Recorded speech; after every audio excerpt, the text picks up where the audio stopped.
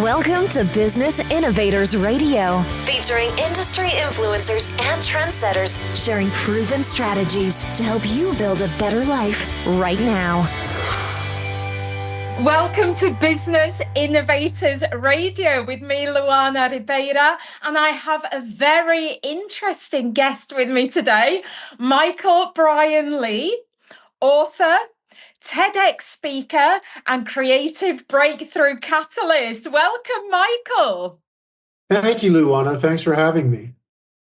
Do you know what? As a creative, I absolutely love what you do. So please do share with the audience exactly what it is. I am a trainer, a writer, a speaker, a coach, a consultant. I am a person who focuses primarily on the discipline of creativity, innovation, and adaptability. I work with companies and individuals to help them be more creative and to help people free their minds from their own limitations. Oh, I love that. And why do people need it? Like, why is creativity so important, particularly in business? Well, I could fill up the rest of the podcast answering that one question, I think. Go for it. Well, we're all born creative, right? 98% of us lose that creativity as we get older. And the reasons behind that, a lot of people blame school and a lot of people blame society for those problems, right? That we're encouraged to kind of dumb ourselves down and to do things the way that they've always been done. But the fact is that we all need the creativity that we had as children because that's how we learn, right? That's how we became who we are today. And a lot of sources, LinkedIn has called creativity the most important skill in the world. Forbes calls it the skill of the future. The World Economic Forum has repeatedly put creativity and creative adjacent skills in the top 2 or 3 skills of the future of work. It's critically important to business because what value you get in business, that value comes from innovation, right? Innovation is, unlocking new value from new ideas and new ways of doing things. If you do things the same way you've always done them, that's okay. But real value in business comes from innovation, and you cannot innovate without being creative and having new ideas. So the fact that we almost all have lost the kind of creativity we're born with is a big problem, and it's a problem we need to solve, and we need to solve it pretty much. Everybody needs to solve it. So it's a good business to be in. And why does that happen? Like, when do we start trading creativity for personality? As soon as we start forming our personality, really. The statistic that was the survey that was, or a study rather, that was done showing that 98% of 5-year-olds were scoring as creative geniuses. By the time they reached the age of 10 years old, that number went down to, take a guess, Luana, what number that went down to from 98% at the age of 10? I don't know. This is going to be sad, isn't it? 20? It is. It's 25? not a bad guess, actually. It's 30%. And at the age of 15, take a guess. 15. Very good guess. It's 12. So your instincts are good. They're unfortunate, but they're good. The number gets down to 2% by the time we get to adulthood. This was a study that was done by a psychologist who worked with NASA in the 1960s and 70s. And he had been taken by the idea that, the space program it's kind of perfect timing, right? Because they're going to the moon again. But the space program was trying to get to the moon in the late 1960s. And he was working with the scientists at NASA to help them be more creative, and was startled to realize that they were not nearly creative enough as they had to be. The best and the brightest people who were looking to create the biggest moonshot in history, literally, right? And they weren't creative enough. And he was surprised to hear or discover this problem. They were surprised to discover this problem, that the best and the brightest people in the world who came together for the space program were not creative enough. And then he started to study children and discovered this terrible fact that 98% of us lose that creativity as we get older. And it starts pretty much from the time we get to be 5, 6 years old. Do we recognize that that's happening? I mean, I do, because I know about it. I think most people.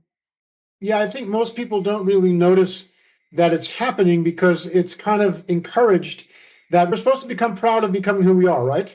It's a good thing. Like Luana, you become Luana. If I ask you to describe yourself in a few words, you could probably give me a few words that describe Luana, yes? Yeah. So you're proud of that. It's who you become, and you did the work to become that person. In fact, you created yourself, right? But it's easy to miss the point that in creating yourself, you've limited yourself to that single creation.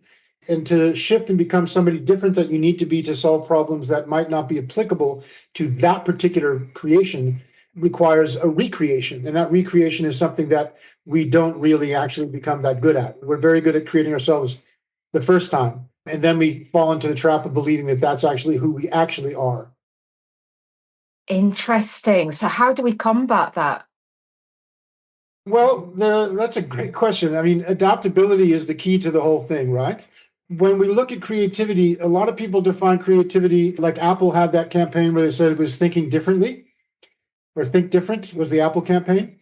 Yeah. But actually, the way I define creativity is to think differently from yourself, right? It's perfectly great to think differently from other people, but if you think differently from other people the same way all the time, then that's not going to help you solve new problems that arise in different ways that don't get easily solved by you, right? Innovation is really just acting differently than you usually would. And so thinking differently is creativity. Think different, act differently, innovation. And adaptability, the way I define that is to be different, to actually shift your essence, who you're being. And in shifting who you're being, you'll then have different thoughts, different being, different thoughts, different actions. So what is, when people say things like, I'm just not very creative, what are the first steps? Like, what do they practically need to do to realize that actually they are creative? They just need to find it again. Well, the first step is to actually realize that they are actually creative. That's the first step. The first step is to actually acknowledge that they are actually creative. Again, we're born creative. Children are endlessly creative. If a child had the mind of an adult, right, she would never learn to walk because she'd fall down 3 or 4 times and she'd say, this is not me. I'm not good at this. I'm good at crawling.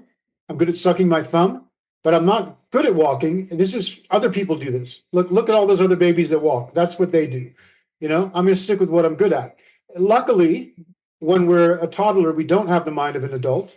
If we stuck our mind today back in our baby brain, we'd all be sitting on the ground sucking our thumbs, right? So the first thing we have to do to regain our creativity is simply to realize that it's God's gift to us. We are creative. That's pretty much the most human thing there is, to be creative. So to say I'm not creative is to already be telling a lie, really.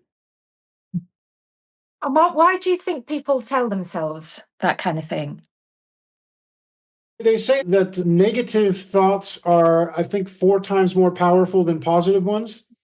They say there's only 5 emotions and 4 of them are negative. So I think people just generally tend to dumb themselves down. I think people don't want to embrace the God-given creativity that we have. Most people, I mean, some people do. But also, again, it's so much ingrained in us to become a certain way. And in doing that, I mean, it makes sense because a lot of what we do in life, when you're driving your car, you don't think about driving your car, right? Because you have to do a lot of other things. So driving your car becomes second nature. Being Luana becomes second nature. You don't have to think about being Luana. It's just natural to you. Unfortunately, that brings those problems where we lose the flexibility that we could otherwise have. And how do we find that flexibility again? Again, the easiest way to find it is start by just getting that you already have it, right? Mm-hmm. We think into boxes. We like to say think out of the box.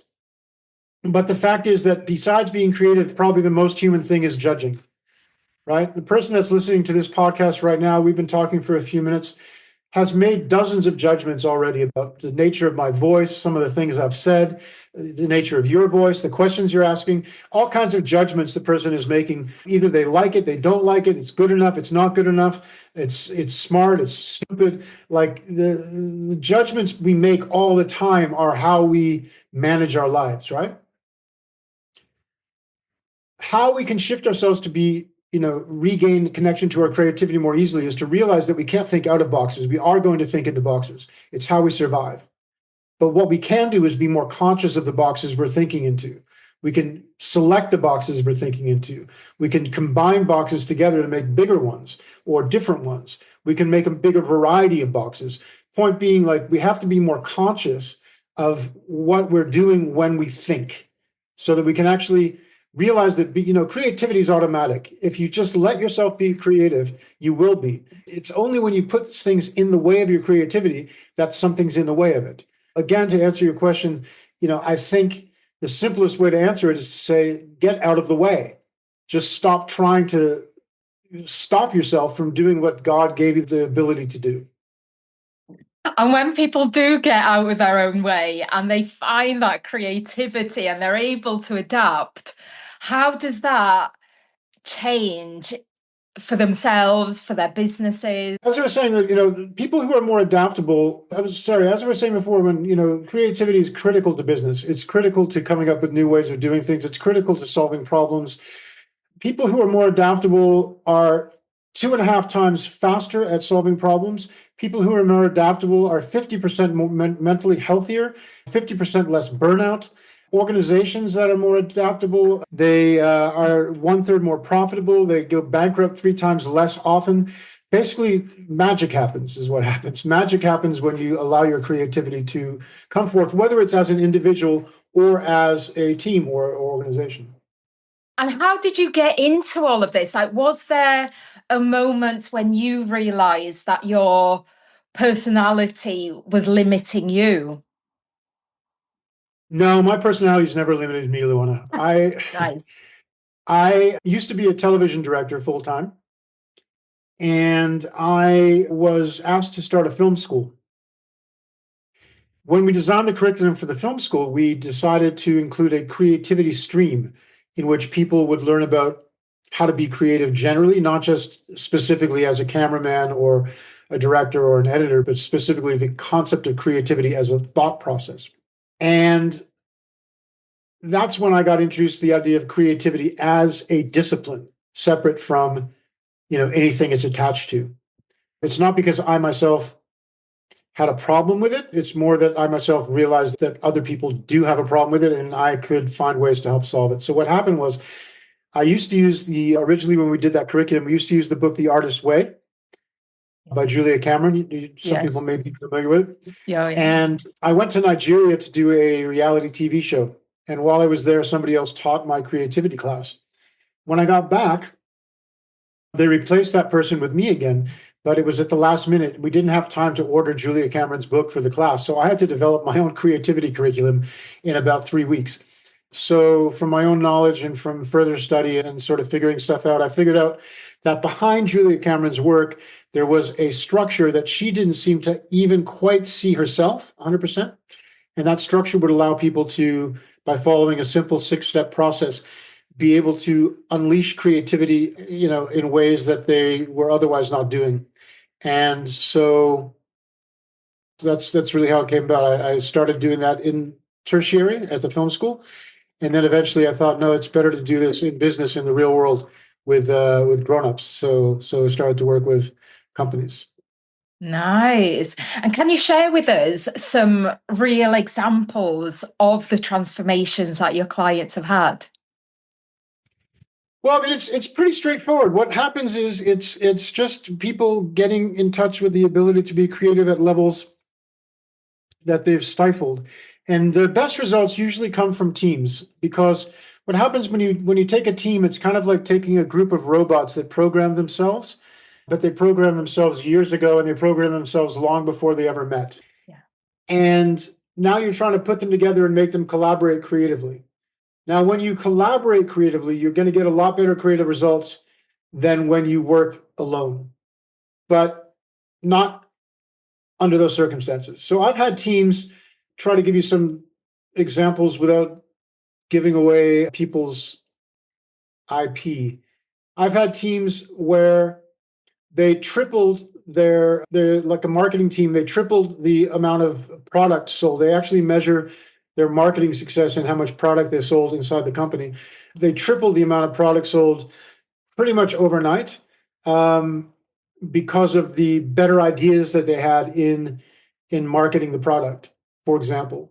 again, the kind of statistics I've given you are the kind of results you'll get. You'll get triple the profitability, triple the, or one-third the bankruptcy rate.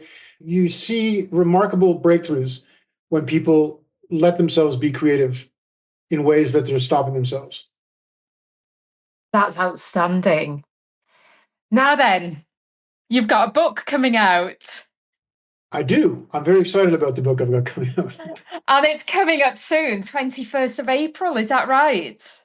It is. It's the 21st of April. It's World Creativity and Innovation Day. It's a United Nations commemorated holiday since 2018. And I thought that would be a good day to launch a book called World Innovators Cup, which is about the combination between famous innovators from history and the idea of the World Cup and soccer stars and superstar athletes. So what if we took a bunch of innovators who are important to the world we create today, and we made them at the level of superstar athletes? We gave them that kind of adulation. We gave them that kind of attention that we give to, Lionel Messi or Cristiano Ronaldo or people like that. I love the sound of that. So who is this book for? And what are people going to gain from reading your book? People will get a combination of access to, well, there's 56 innovators in the book. Some of them are people like Thomas Edison or William Shakespeare.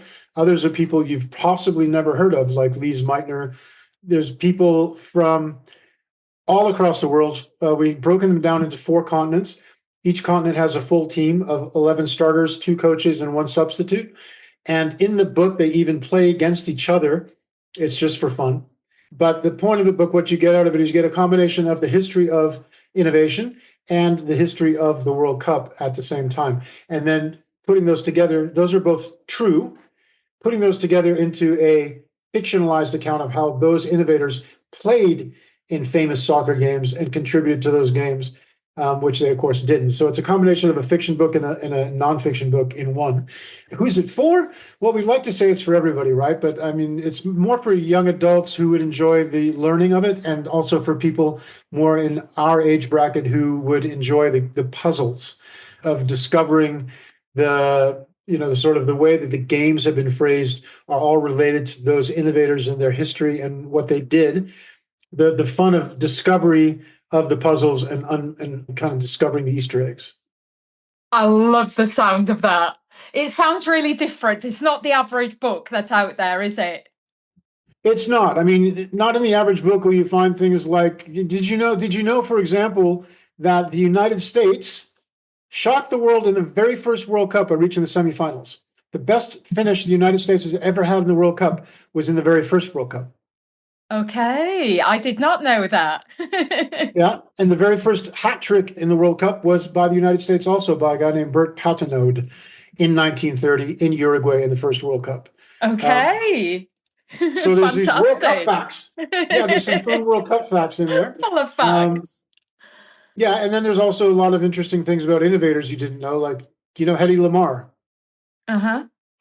Do you know Hedy Lamarr? Yeah. Yeah, a lot of people probably don't know Hedy Lamarr. She was a Hollywood actress who invented signal hopping technology that ended up, giving us Bluetooth, Wi-Fi, and GPS. She was not trained as a scientist. She picked all this up because her husband was an arms dealer, or arms manufacturer, rather. And he knew a lot of scientists and engineers and technologists. And she spent a lot of time, even though she wasn't really happy in the marriage, she was happy in the relationship where she got to meet a lot of these scientists and learn from them. And so in the 1930s, she helped defeat the Nazis by coming up with single hopping technology that kept us from getting our torpedoes jammed, and then ended up becoming Bluetooth today. So there's all kinds of stories like that in the book. That's very interesting. I only knew a fraction about that. I am looking forward to reading this book. And where's it going to be available? Well, it's depending on the date that you watch or listen to the podcast, it is launching on the 21st of April. It is available on Amazon. It's available on Barnes and Noble, and it's basically available anywhere books are sold. Wherever you get your books, you can get it there. It's published by a New York publisher called Morgan James, and they reach everywhere. So you can get it anywhere you get books. Fantastic. And we'll include some links with this episode as well. Right, Michael, before we finish, what final words do you have to say to the audience? Two things, I guess. Number one is you are infinitely creative. You are able to come up with solutions to any problem you face, right? Adaptability, creativity, and innovation are the solution to any challenge you face in your life.